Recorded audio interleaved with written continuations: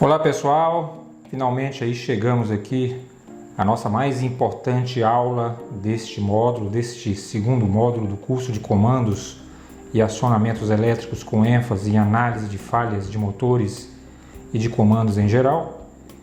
E agora a gente vai aprender como dimensionar todos os componentes utilizados em comandos elétricos, condutores elétricos, dimensionamento de contatores, de disjuntores termomagnéticos, disjuntores motores, fusíveis, relés de proteção, enfim.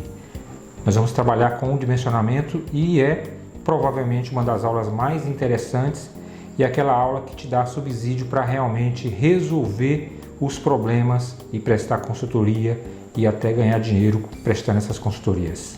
Vamos lá então, pessoal?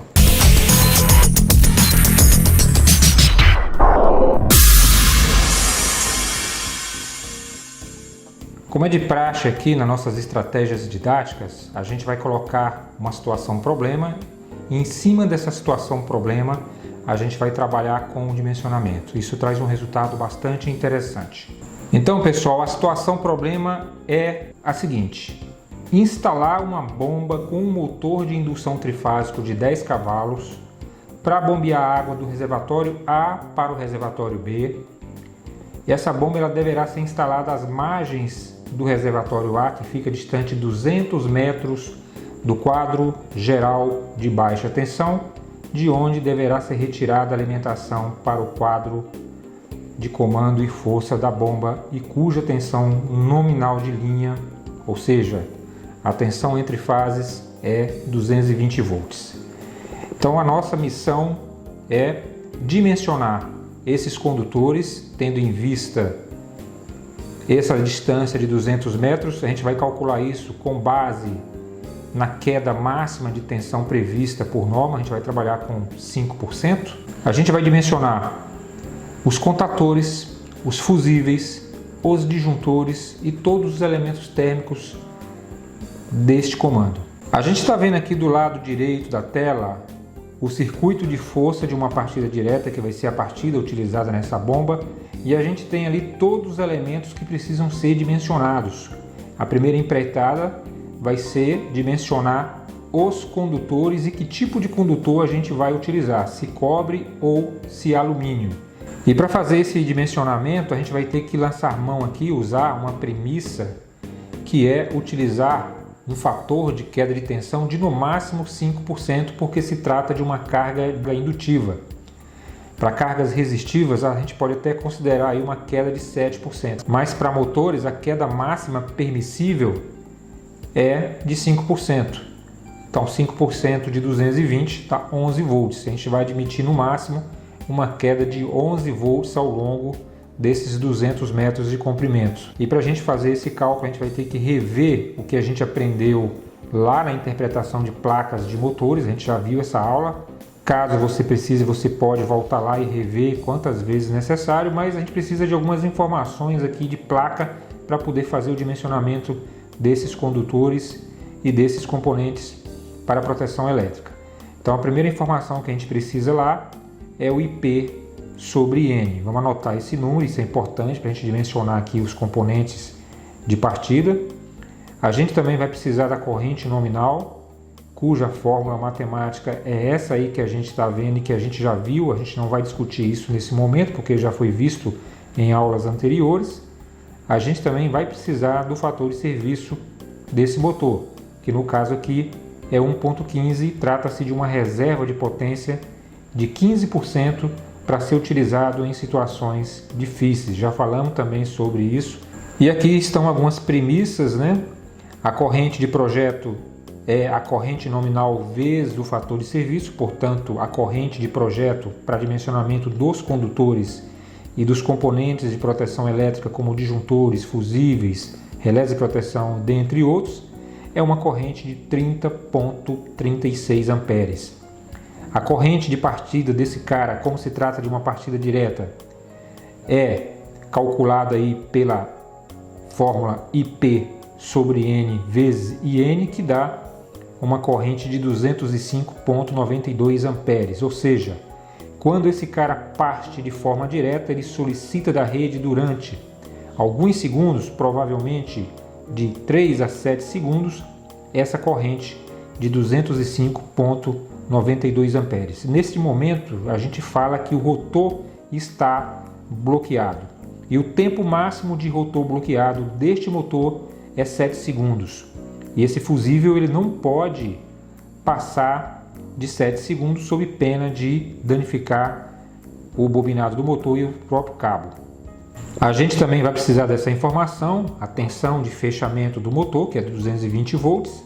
Então, para equacionar esse problema, a gente vai lançar a mão dessa fórmula, onde o nosso ΔV é igual a K vezes ρ vezes L vezes I, dividido por S vezes V, onde o delta percentual é a queda de tensão em volts. A gente vai utilizar aqui 5%, que é uma premissa de engenharia para cargas indutivas. Se fosse uma carga resistiva, a gente usaria 7%. Como se trata de um motor de indução, a gente vai utilizar uma queda máxima de 5%.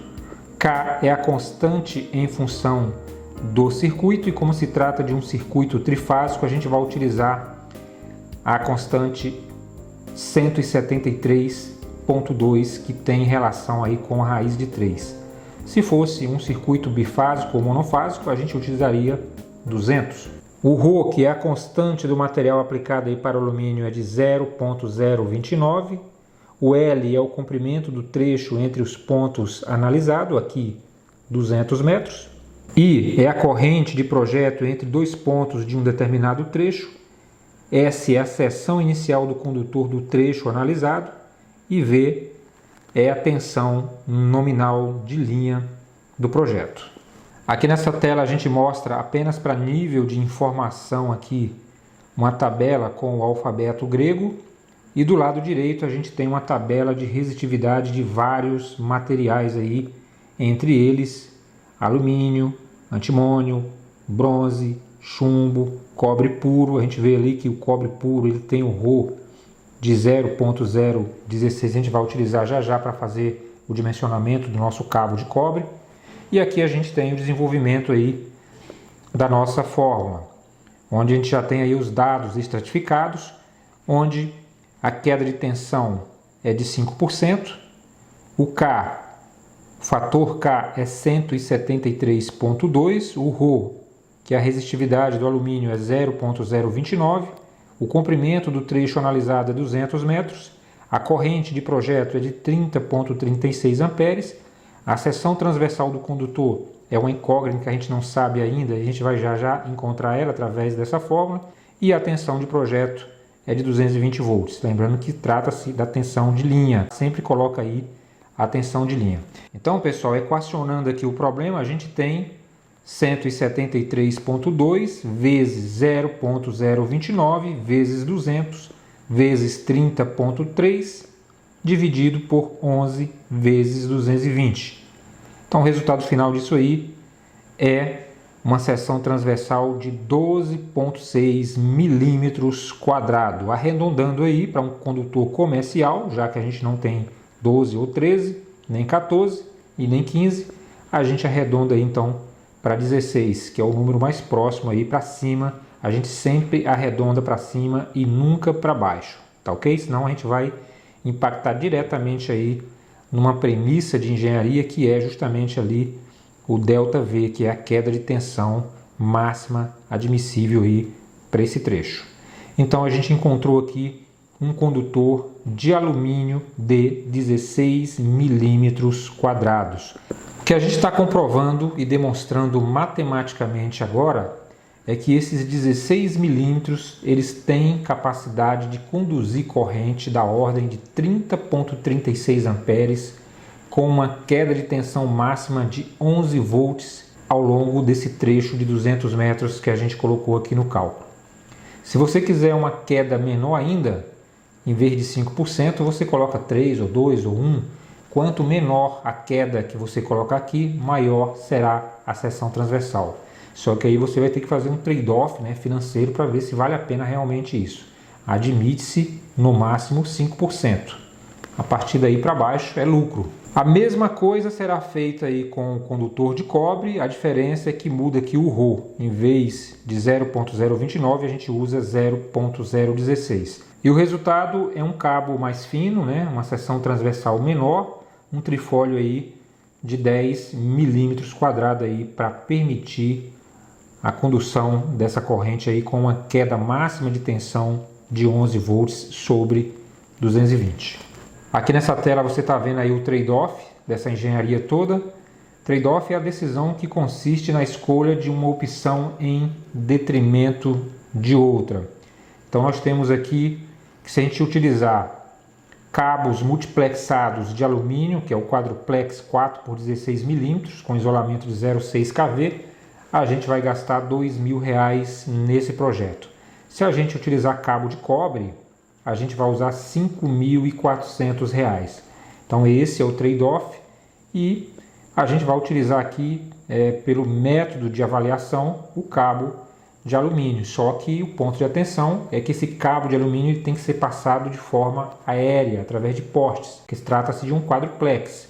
E esse cara ele não tem isolamento para ser enterrado no chão, não se faz isso. Se a gente optasse aqui pelo cabo PP com isolamento de 1 kV, poderíamos enterrar esse cara dentro de um eletroduto no chão, porém o custo seria muito maior, sem falar que a gente nem está considerando aqui a questão dessas caixas de passagem, toda essa tubulação subterrânea. Por outro lado, essa passagem aérea parece ser mais fácil, tendo em vista que já deve existir uma infraestrutura parecida com isso para iluminação. Então você lançar cabos através de postes me parece ser mais interessante, mas cabe avaliar caso a caso.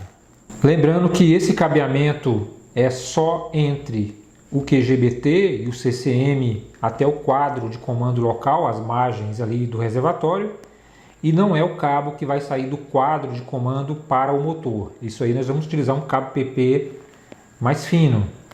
E pela essa tabela aqui de capacidade de corrente, a gente poderia perfeitamente utilizar um cabo de 6 milímetros aqui em vez de um cabo de 10. Então, para passar 30 amperes, um cabo de 6 milímetros tranquilamente atende ao requisito. Ok, essa primeira missão já foi concluída, a gente já fez o dimensionamento do condutor para a nossa engenharia aqui, e o próximo passo agora é dimensionar os fusíveis. Embora possa parecer arcaico a utilização de fusíveis, ele é necessário.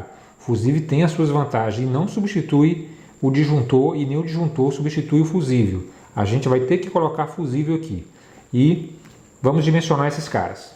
Pessoal, por definição, para a gente fazer dimensionamento de fusíveis, seja do tipo D ou seja do tipo NH, a gente vai ter que usar pelo menos 3 critérios de escolha. Pelo primeiro critério de escolha, a gente precisa garantir que esse fusível ele suporte a partida direta desse motor, e essa corrente de partida direta é calculada pelo IP sobre N, que é 7,8 vezes a corrente nominal, que é 26,4. Portanto, a partida direta desse cara é de 205,9 amperes, ou seja, esse cara vai solicitar durante alguns segundos, no máximo 7 segundos, 205 amperes. E esse fusível ele deve suportar essa corrente sem se fundir no tempo de 5 a 7 segundos. E para dimensionar esse cara, a gente precisa lançar a mão aqui de uma curva característica, que é muito interessante e é o que vocês vão aprender a fazer agora. Vamos lá então?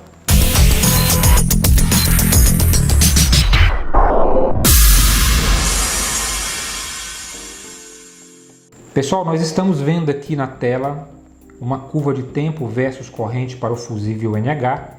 Daqui a pouco eu vou mostrar essa curva do fusível do tipo D, que é o de AZ. E a gente tem aqui também as premissas do nosso projeto. A gente já calculou que a corrente de partida desse motor é de 205,92 amperes. E o tempo máximo de rotor bloqueado desse cara é de 7 segundos. Por definição, rotor bloqueado é o tempo que decorre desde o momento inicial de partida do motor até a sua plena rotação nominal. Enquanto esse cara não atingir plena rotação nominal, a gente fala que ele está com o rotor bloqueado. Isso demanda uma corrente muito alta para ele vencer a inércia. Então, após esse período de no máximo 7 segundos, esse fusível precisa queimar se essa corrente não baixar. Então, daí a importância de você fazer o correto dimensionamento baseado nessas curvas de tempo versus corrente. E a gente vai aprender agora, não é uma coisa que se vê em todos os cursos de comandos elétricos, e a gente vai falar de uma forma extremamente didática como interpretar e como resolver esse problema. Então, resumidamente, o que a gente precisa fazer é encontrar um fusível aqui nessa curva que garanta a partida do motor, 205 amperes sejam demandados, mas que esse fusível não sobreviva após 7 segundos. Ou seja, após 7 segundos eu preciso que esse fusível queime. Isso para garantir aí a integridade do motor e dos condutores utilizados nesse projeto. Pessoal, nós temos aqui na tela a nossa curva característica do fusível NH. O que a gente fez foi um cruzamento das premissas que a gente precisa aqui para encontrar o valor. Aqui nesse eixo a gente encontrou o tempo de 7 segundos, eu risquei aqui, e ele se interceptou com a corrente de partida. E a gente encontrou uma curva. Essa curva aqui, olha, que parece um caminho, uma estrada, ela nos leva para dois fusíveis, o de 50 amperes e o de 63 amperes. A gente precisa escolher um desses dois fusíveis aqui. Só que a tabela nos dá duas opções, ou 50 ou 63. A gente precisa filtrar mais isso para ser bem assertivo aqui. E é justamente isso que a gente vai fazer agora. Pelo primeiro critério de escolha, a gente chegou a um fusível NH GL-GG de 50 amperes. Nós já falamos isso em aulas anteriores, mas eu vou repetir para vocês mais uma vez. A letra G minúscula significa atuação para sobrecarga e curto-circuito. E a letra A significa atuação apenas para curto-circuito. Já a segunda letra, ela denomina a categoria de utilização, que faz referência ao tipo de equipamento que o fusível irá proteger. Assim a gente tem aqui as seguintes letras: L maiúsculo e G maiúsculo para proteção de cabos de uso geral, M maiúsculo para proteção de motores e R para proteção de circuitos com semicondutores. Pessoal, pelo primeiro critério de escolha, a gente chegou num fusível NH de 50 amperes. E a gente tem outras opções de fusíveis. A gente vai trabalhar agora com o fusível D. Vamos ver se a gente consegue um fusível diferente analisando essa curva do fusível do tipo D, que é o fusível de AZ. Nós vamos fazer a mesma coisa que nós fizemos ali na outra curva. Nesse eixo aqui a gente vai colocar o número 7 e interceptar ele com a corrente de partida. A gente chegou nesta curva aqui, olha. Nesta curva que nos leva a dois fusíveis, o de 35 amperes e o de 50 amperes. Então, pessoal, agora a gente está com um impasse aqui no projeto. A gente viu que pelo fusível NH a gente tem um cara de 50 amperes e pelo fusível de AZ a gente tem um cara de 35 amperes. Como a gente não pode errar, isso aqui é muito sério, a gente precisa dirimir essa dúvida através do segundo critério de escolha, que é o que a gente vai fazer agora. Vamos lá? O que diz o meu segundo critério de escolha de fusíveis? Corrente do fusível tem que ser maior ou igual a 1,2 vezes a corrente nominal. Então, como a corrente nominal do nosso motor é de 26,4 amperes, se a gente multiplicar isso por 1,2, a gente vai obter justamente 31,68 amperes. E 31,8 amperes é um valor bem próximo dos 35 amperes que nós encontramos lá no fusível D. Portanto, a nossa escolha será pelo fusível de AZ de 35 amperes. Ok, pessoal, a gente chegou aqui ao nosso fusível do tipo D. Então ele atendeu o primeiro e o segundo critério de escolha e a referência dele é esse aqui, FDW35S, e a tampa dele é essa aqui. Além dos primeiros e segundos critérios de escolha, a gente tem ainda um terceiro critério de escolhas de fusíveis, que consistem em proteger os dispositivos de acionamentos, como contatores e relés térmicos, evitando assim a queima desses caras. Então, para isso, a gente precisa verificar aí o valor máximo do fusível admissível na tabela dos contatores e relés fornecidos aí pelos fabricantes. É o que a gente vai fazer agora.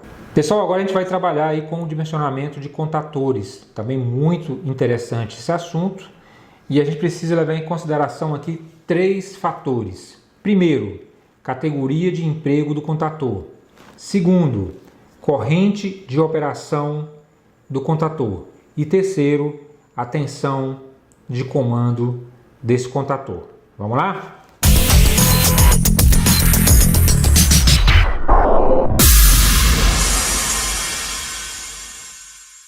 Primeira coisa que a gente precisa fazer para dimensionar um contator é determinar aí a sua categoria AC de emprego. A gente tem essa tabela aqui fornecida pelo fabricante com algumas dessas aplicações típicas e a gente tem aqui a mais adequada para o nosso processo, que é o AC3. O AC3 ele é indicado para um serviço normal de manobras de motores com rotor gaiola, como bombas, ventiladores, compressores e desligamento em regime, que é o caso aqui da nossa bomba. O AC2 são indicados aí para manobras leves, comandos de motores com anéis, coletores, como guinchos, bombas, compressores e desligamento em regimes.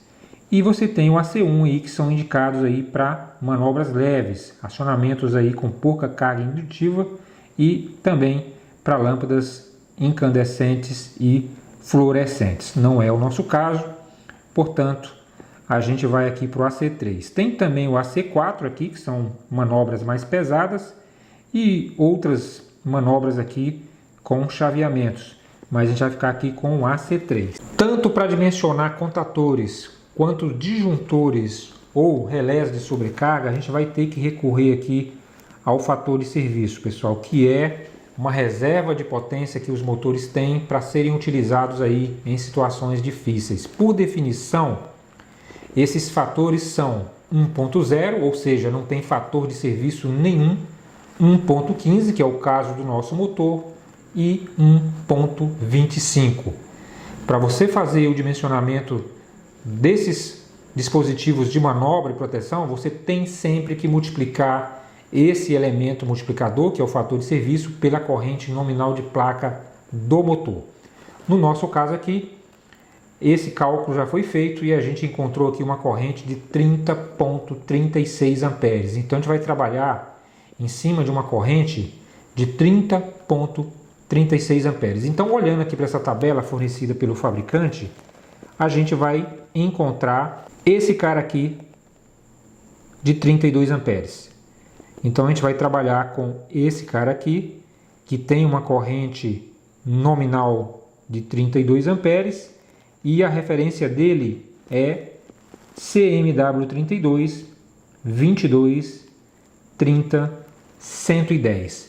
Lembrando que esse asteriscozinho que tem aqui deve ser substituído pela tensão de bobina aí do cara. Isso aqui é o esquema de... E a gente observa que esse contator ele tem 3 contatos de força e 4 contatos auxiliares, sendo 2 fechados e 2 abertos. Então a referência completa dele é essa aqui, para você cair justamente aqui nesse cara. E aí você tem aqui uma outra tabelinha que é fornecida pelo fabricante que diz que esse cara ele tem que usar um fusível máximo de 63 amperes, que é perfeitamente compatível aí com o nosso terceiro critério de escolha do fusível. A gente escolheu um fusível de 35 amperes, que é menor do que 63. Aqui você não pode colocar algo maior do que 63, mas menor você pode colocar. Portanto, satisfeito aí os 3 critérios de escolhas dos fusíveis aqui para o nosso circuito. Mesma coisa a gente vai fazer agora para dimensionar aí o relé de sobrecarga ou o relé térmico. Então a nossa corrente de projeto é 30,36 amperes. A gente tem uma tabela aqui com várias opções, mas a que mais se aproxima da nossa necessidade é esse cara aqui. Um relé de sobrecarga com ajuste de 22 a 32 amperes, que é perfeitamente compatível com a premissa do nosso projeto. Aqui você tem um esquema, a simbologia dele, inclusive ele tem contatos fechados e abertos. Pessoal, a gente está chegando aqui já ao final dessa aula, desse módulo, e a gente chega aqui no último componente a ser dimensionado aqui na nossa situação problema, que é justamente o disjuntor motor. A gente vai fazer isso de forma semelhante ao contator e ao relé de sobrecarga. Para a gente dimensionar esse cara, a gente precisa multiplicar a corrente nominal de placa do motor pelo seu fator de serviço. Nesse caso aqui específico, o fator de serviço é 1,15 e a corrente nominal de placa é 26,4 amperes, portanto eu tenho 30,36 amperes. Então eu preciso encontrar um disjuntor motor que tenha uma faixa de ajuste de 30 amperes, um pouco para cima e um pouco para baixo. Então a gente vai recorrer aqui a uma tabela fornecida pelo fabricante, não existe fórmula mágica para isso, tem que se recorrer a uma tabela. A gente está utilizando uma tabela da WEG, mas se você quiser pode utilizar a tabela da Siemens, da Schneider, da ABB, enfim, de que fabricante você quiser. Todos eles fornecem uma tabela semelhante. Eu só acho extremamente didático aqui a tabela da WEG, mas não tenho nada a favor contra a WEG aqui não. E a gente tem algumas opções aqui, e a opção que me parece ser a mais interessante é essa aqui, olha, onde você tem um ajuste de 25 a 32 amperes. Então esse cara aqui é o MPW40. Então esse disjuntor motor, ele é o disjuntor mais adequado aí para as características desse nosso projeto. E a gente tem aqui algumas vantagens desse disjuntor motor. Vou colocar isso aqui na tela para vocês. Eu acho que o disjuntor motor ele é um cara 3 em 1. Ele é super completo. Queria mais uma vez dizer que, ao contrário do que as pessoas imaginam, o relé de sobrecarga ele não enxerga curto-circuito. Ele só trabalha na faixa de sobrecarga.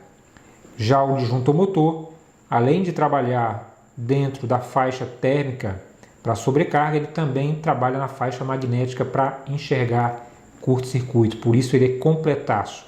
Além disso, ele permite aí também manobras, né? Você pode realizar até 15 manobras por hora aí na sua manopla, no seu botão, sem falar que ele possui uma manopla com possibilidade para colocar cadeado e extensores também para colocar pelo lado de fora do quadro aí, conforme a gente já mostrou em alguns vídeos. Então a gente chega aqui à última tela da nossa aula, aqui com o resultado final do nosso trabalho. É isso que eu vou entregar aqui para o meu cliente. Eu fiz o dimensionamento de todos os componentes que ele pediu e a gente encontrou aqui essas informações. Nós temos então 200 metros de cabo PP multiplex de alumínio de 4,16 milímetros. A gente vai usar também um trecho de cabo PP de cobre de 4 por 6 milímetros. Nós vamos utilizar 3 fusíveis de AZ GL-GG 35 amperes. Vamos utilizar um disjuntor motor de 32 amperes com faixa de ajuste de 25 a 32. Vamos utilizar um contator de potência de 32 amperes com 2 contatos auxiliares normalmente fechados e 2 normalmente abertos. Vamos também utilizar aqui um relé térmico ou de sobrecarga com faixa de ajuste de 22 a 32 amperes. A gente também vai utilizar aqui um relé de sobrecarga ou um relé térmico com faixa de ajuste de 22 a 32 amperes e, por fim, um motor de 10 cavalos 4 polos. E com isso a gente encerra essa aula, encerra esse módulo e a gente vai partir agora para outras empreitadas. Espero que vocês tenham gostado aqui das lições de hoje. Isso aqui é extremamente importante. Isso aqui agrega muito valor ao seu trabalho. Isso aqui traz subsídios para você solucionar problemas e analisar falhas relacionadas aí a queimas prematuras de motores relacionados com problemas de proteção elétrica e também dá todo o embasamento para você ganhar dinheiro com comandos elétricos. Esse é o objetivo também do nosso curso de aperfeiçoamentos em comandos elétricos, com ênfase em análise de falhas de motores CA. Tá? Mais uma vez, para você fazer uma análise bem feita, você precisa dominar esse assunto de dimensionamento. Então fica aqui, vou deixar esse material também em PDF para vocês aí como um bônus, e vocês podem e devem assistir essas aulas quantas vezes vocês quiserem para dirimir as dúvidas, e tem também um canal direto comigo para tirar outras dúvidas. Então é isso, a gente vai ficando por aqui, um abraço e até a nossa próxima aula, aqui no nosso curso de comandos elétricos. Tchau, pessoal!